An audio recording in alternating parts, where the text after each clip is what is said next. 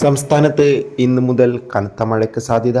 ഏതെങ്കിലും വിദ്യാഭ്യാസ സ്ഥാപനങ്ങൾക്ക് ഇപ്പോൾ അവധി കൊടുത്തിട്ടുണ്ടോ? അതിൻ്റെ ഏറ്റവും പുതിയ അപ്ഡേഷനാണ് ഇന്നൊരു വീഡിയോ ഭാഗത്തെ. വീഡിയോയിൽ മുൻപ് വീഡിയോ ലൈക്ക് ചെയ്യുക, ചാനൽ സബ്സ്ക്രൈബ് ചെയ്യാൻ വേണ്ടി ശ്രമിക്കുക.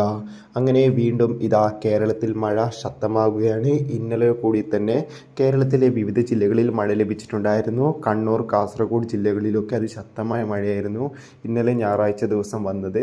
എന്നാൽ ഇതുവരെയും ഒരു സ്കൂളുകൾക്കും വിദ്യാഭ്യാസ മന്ത്രി അവധി പ്രഖ്യാപിച്ചിട്ടില്ല. അതോടുകൂടി ഇന്നും കേരളത്തിലെ ചില ജില്ലകളിൽ മഴ മുന്നറിയിപ്പ് നൽകിയിട്ടുണ്ട്.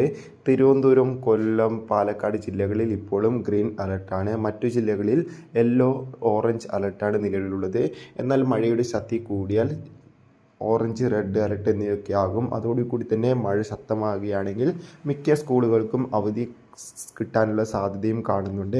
എന്തായാലും കാത്തിരിക്കാം. കൂടുതൽ അപ്ഡേഷൻ അറിയാൻ വേണ്ടി എല്ലാവരും ജാഗ്രത പാലിക്കുക. അടുത്ത മണിക്കൂറുകളിൽ ശക്തമായ മഴയ്ക്ക് സാധ്യത ഉണ്ടെന്നാണ് കാലാവസ്ഥാ നിരീക്ഷണ കേന്ദ്രം അറിയിച്ചിട്ടുള്ളത്. അടുത്തൊരു വീഡിയോയിൽ കാണുമ്പോൾ ഏവർക്കും ബൈ ബൈ.